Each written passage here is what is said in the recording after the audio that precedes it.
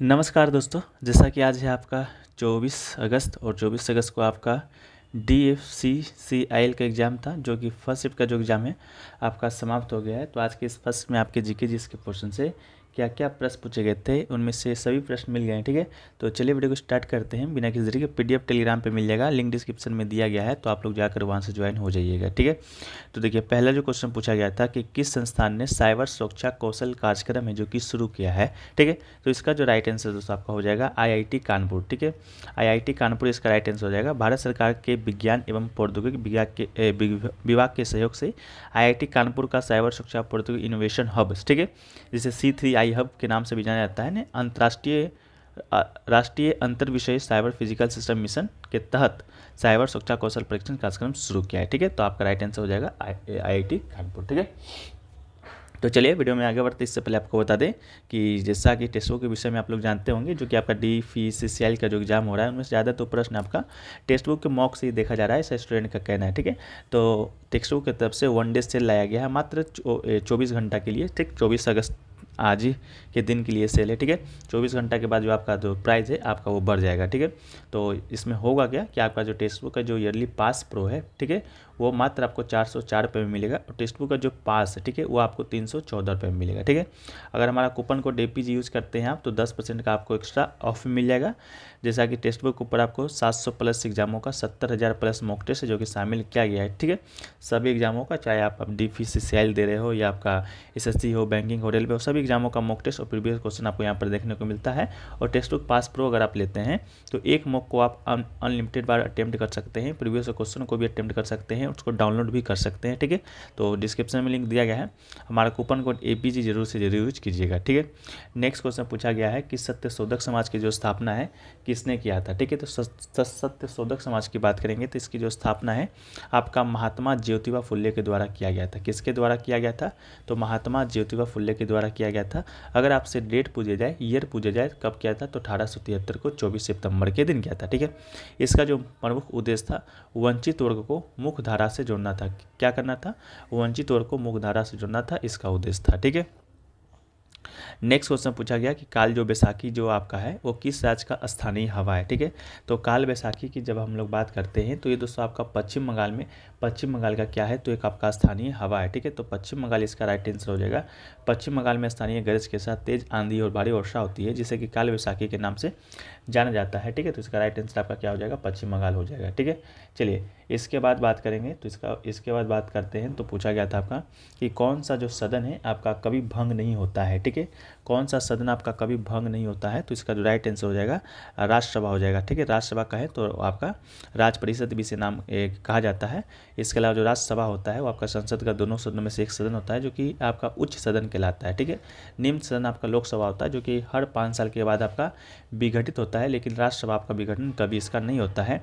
इसका जो आपका पदेन जो अध्यक्ष होते हैं आपका भारत के जो उपराष्ट्रपति होते हैं वही आपका इसके पदेन अध्यक्ष है जो कि होते हैं। ठीक है, इसके अलावा इसका 1/4 सदस्य होता है, प्रत्येक दूसरे वर्ष सेवानिवृत्त होते हैं। ठीक है, लेकिन इसका सदस्य होता है, लेकिन राज्यसभा कभी नहीं होता। यह अस्थायी निकाय है और विघटन के अधीन नहीं इसके, लेकिन इसे समाप्त किया जा सकता है। ठीक है, 6 वर्ष की पूर्ण अवधि के लिए राज्यसभा के लिए निर्वाचित होते हैं। कोई भी सदस्य अगर जाएंगे तो 6 वर्षों के लिए जाएंगे।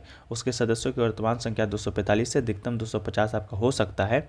238 सदस्य और केंद्र शासित प्रदेशों का प्रतिनिधित्व करने के लिए निर्वाचित किए जाते हैं, और 12 जो सदस्य आपका राष्ट्रपति के द्वारा मनोनीत किए जाते हैं, इसको याद रखिएगा। ठीक है, नेक्स्ट क्वेश्चन पूछा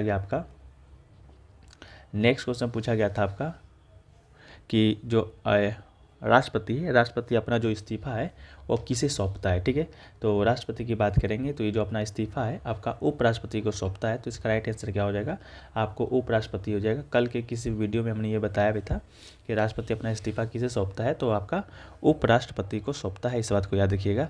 इसके अलावा नेक्स्ट क्वेश्चन पूछा गया कि IPL 2023 हुआ था, उसका फाइनल जो कि कौन जीता था। ठीक है, तो IPL 2023 की बात करेंगे तो इसका जो फाइनल है आपका चेन्नई सुपर किंग के द्वारा जीता गया था, तो चेन्नई सुपर किंग आपका राइट आंसर हो जाएगा। इसके अलावा अगर आपसे पूछ दिया जाए कि इसका जो रनअप कौन था, उप विजेता टीम कौन सा था, तो उप विजेता आपका गुजरात टाइटन था। ठीक है, चेन्नई सुपर किंग कप्तान की बात करेंगे तो महेंद्र सिंह धोनी था। गुजरात टाइटंस की कप्तान की बात करेंगे तो आपके हार्दिक पांड्या थे, इस बात को याद रखिएगा। ये सीएसके का यानी कि जो चेन्नई सुपर किंग है उसका ये 5वां खिताब था। कितना खिताब था? तो 5वां खिताब था, 5वीं बार खिताब अपने नाम किया था। इसके साथ आपका जो मुंबई है वो भी आप अभी तक 5वीं बार IPL, 5 बार जो IPL है जो कि जीत चुका है। ठीक है, चलिए नेक्स्ट क्वेश्चन पूछा गया था, दुर्गा पूजा किस राज्य में मनाया जाता है? तो दुर्गा पूजा आपका जो मनाया जाता है वो आपका पश्चिम बंगाल का क्या है? तो प्रमुख त्यौहार है, तो ऑप्शन में पश्चिम बंगाल दिया गया होगा, जो कि आपका राइट आंसर हो जाएगा। ये त्यौहार जो है देवी दुर्गा की महिषासुर पर विजय के उपलक्ष्य में मनाया जाता है। यह त्यौहार आपका हर वर्ष सितंबर अक्टूबर महीने में आता है। ठीक है, इसके अलावा नेक्स्ट क्वेश्चन पूछा गया कि ऑपरेशन जो आहट है वो किसने लॉन्च किया था? ठीक है, तो ऑपरेशन जो आहट है वो आपका रेलवे सुरक्षा बल के द्वारा शुरू किया गया था, यानी कि रेलवे प्रोटेक्शन फोर्स के द्वारा। ठीक है, तो RPF इसका राइट आंसर हो जाएगा। और किस लिए शुरू किया गया था? तो मानवाधिकारों पर रोक लगाने के लिए एक राष्ट्र सेवा अभियान शुरू किया गया है, ऑपरेशन आहट। ठीक है, के तहत सभी लंबी दूरी की सूची मार्गों पर विशेष टीम को स्थापित किया जाएगा, जो कि विशेष रूप से महिलाओं और बच्चे को शिक्षकों को खेल से उबरने पर ध्यान केंद्रित करेगा। ठीक है, तो आपका रेलवे प्रोटेक्शन फोर्स यानी कि RPF राइट आंसर हो जाएगा। नेक्स्ट क्वेश्चन पूछा गया कि भारत में जो मौद्रिक नीति होता है उसको तय कौन करता है? तो भारत में जो मौद्रिक जो नीति होता है उसको तय करता है कौन? भारतीय रिजर्व बैंक हो जाएगा। ठीक है, तो RBI इसका राइट आंसर हो जाएगा। ठीक है, इसके अलावा नेक्स्ट क्वेश्चन पूछा गया कि निम्न में से कौन है जो कि उदारवादी नेता है? तो उदारवादी नेता की बात करेंगे फ्रेंड, तो आपके देखिए उदारवादी नेता, जैसा कि आपको मालूम होगा, कांग्रेस का अधिवेशन 1907 का हुआ था और उसमें जो कांग्रेस है 2 भागों में विभक्त हो गया था, एक आपका उदारवादी, एक आपका नरम दल, एक आपका गर्म दल। ठीक है, तो वही नरम दल का जो नेता है आपसे पूछा गया था, इसके नेता में आपके दादा भाई नौरोजी हो जाते हैं, सुरेंद्र नाथ बनर्जी हो जाते हैं, इसके अलावा गोपाल कृष्ण गोखले हो जाते हैं, फिरोज शाह मेहता हो जाते हैं, इसके अलावा एओहुम आपका, ये सब जो नेता थे आपके उदारवादी थे, जैसा कि आपके ऑप्शन में दिया गया था गोपाल कृष्ण गोखले ऑप्शन में दिया गया था, जो कि आपका राइट आंसर था। इसे महात्मा गांधी का राजनीतिक गुरु भी कहा जाता है, इस बात को भी आप लोग याद कर लीजिएगा। ठीक है, इसके अलावा आपका ये तो हो गया दादा भाई नौरोजी, फिरोज शाह मेहता, गोपाल कृष्ण गोखले, सुरेंद्र बनर्जी, एओहुम एंड बाल गंगाधर तिलक। ठीक है, चलिए इसके अलावा नेक्स्ट क्वेश्चन पूछा गया कि ऑपरेशन जो राहत है वो किसके द्वारा, ऑपरेशन आहत पूछा गया था, जो कि हमने ऊपर डिस्कस कर लिया है। ठीक है, तो ऑपरेशन राहत भी याद कर लीजिए, जब आहत पूछा गया है तो मे भी आपका राहत भी आ ही जाए। तो ऑपरेशन जो आहत है वो दोस्तों शुरू किया गया था जब आपका यमन में गृह युद्ध हो रहा था 2015 में, तो उस समय सऊदी अरब नो फ्लाई जोन घोषणा की वजह से जो हज़ारों जो भारतीय फंस गए थे, जब भारत सरकार की तरफ से ऑपरेशन राहत चलाया गया था। ठीक है, तो ऑपरेशन आहत आपका आया था। इसके अलावा काल बैसाखी आपका आया था, ना कि बैसाखी आया था। तो बैसाखी आपका बनाया जाता है पंजाब हरियाणा के क्षेत्रों में 13 से 14 अप्रैल के बीच में, इसको भी याद रख लीजिएगा। एक क्वेश्चन था गंगा नदी का उद्गम कहाँ से होता है? तो गंगा नदी का जो उद्गम है आपका कहाँ से होता है? तो देवप्रयाग से होता है, तो इसका राइट आंसर आपका हो जाएगा देवप्रयाग। ठीक है, जो आपका जो 2 नदी है वो दोस्तों आपका आता है, एक आपका आता है कहाँ से, एक आपका आता है भागीरथी, दूसरा आपका आता है अलकनंदा। ये दोनों नदियाँ जब आकर देवप्रयाग में मिलती है तभी आपका गंगा नदी का निर्माण होता है, तो आपका राइट आंसर गंगा हो जाएगा। ठीक है, इसके अलावा भारत बांग्लादेश में कुल मिलाकर 2525 किलोमीटर की लंबी दूरी है जो कि तय करता है। ठीक है, नेक्स्ट क्वेश्चन पूछा गया कि रेल मंत्री हैं जो वर्तमान में कौन है? तो वर्तमान में रेल मंत्री आपके अश्विनी वैष्णव जी हैं, तो इसका राइट आंसर क्या हो जाएगा? अश्विनी वैष्णव जी हो जाएगा। इसके अलावा पूछा गया था आपका लेंथ ऑफ EDFC। ठीक है, EDFC यानी कि पूर्वी समर्पित माल गलियारा का आपसे लेंथ पूछा गया था, तो इसका राइट आंसर आपका 1861 किलोमीटर इसका राइट आंसर हो जाएगा। ठीक है, EDFC करने का मतलब है eastern dedicate front corridor.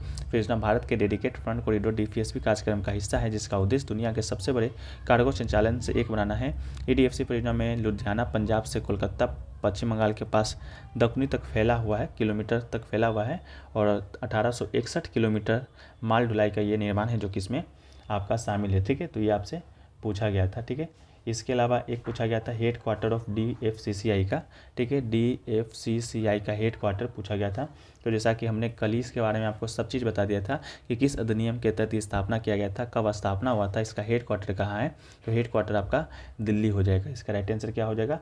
Delhi हो जाएगा। ठीक है, इसके अलावा एक क्वेश्चन पूछा गया ईस्ट सेंट्रल रेलवे जोन का मुख्यालय कहाँ पर है? तो हमने कल ही आपको 19 रेलवे जोनों का मुख्यालय आपको बताया था, जिसमें से ईस्ट सेंट्रल रेलवे का मुख्यालय बताया था, जो कि आपका कहाँ पर है? तो ये दोस्तों आपका हाजीपुर में स्थित है, जो कि आपका बिहार में पड़ता है। कल ही हमने आपको सारे 19 रेलवे जोनों का मुख्यालय जो कि बताया था, जो भी लोग नहीं देखें आप लोग से निवेदन है कि जाके देख लीजिएगा। ठीक है, तो ये सभी क्वेश्चन आपके आज के फर्स्ट यूनिट में पूछे गए थे। ठीक है, एक क्वेश्चन देखिए पूछा गया था कि 2011 की जनगणना के अनुसार सबसे ज़्यादा जो आपका शेड्यूल कास्ट है, ठीक है, शेड्यूल कास्ट पूछा गया था, SC का जो आपका प्रतिशत है ये आपका किस राज्य में है ये पूछा गया था, ठीक है।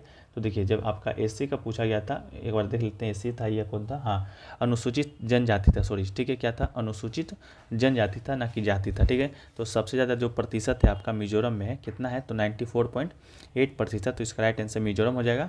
सेकंड पूछा जाए तो सेकंड पर आपका नागालैंड हो जाएगा 86.5%, थर्ड पर आपका हो जाएगा मेघालय 86.1%, और फोर्थ पे आपका अरुणाचल प्रदेश हो जाएगा 68.8%, ठीक है। तो ये दोस्तों आपका इसका राइट आंसर हो जाएगा मिजोरम, ठीक है।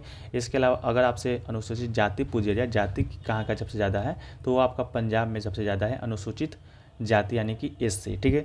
इसके अलावा पूछा गया कि how many blocks in a predict table, ठीक है।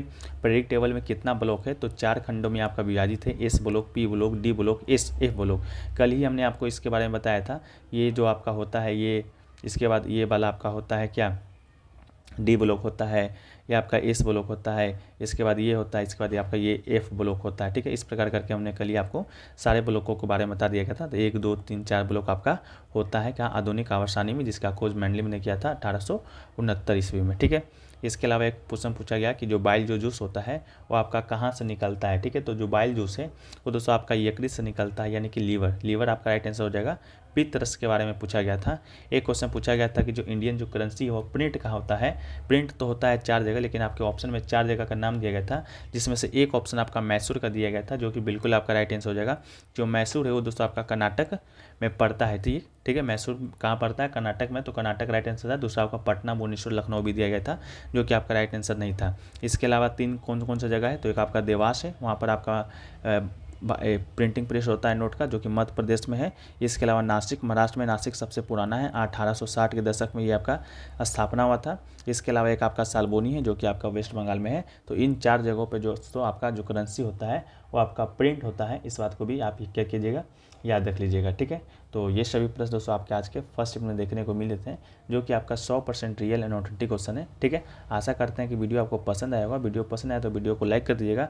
हमारा ये प्रयास अगर आपको अच्छा लगा है तो वीडियो को शेयर भी कर दीजिएगा, कमेंट कर दीजिएगा, और PDF टेलीग्राम पे मिल जाएगा। और टेस्ट को पास लेना चाहते हैं तो APJ कूपन को जरूर यूज़ कीजिएगा, डिस्क्रिप्शन में लिंक दिया गया है। मिलते हैं हम लोग नेक्स्ट वीडियो में, जब तक के लिए जय हिंद, जय भारत।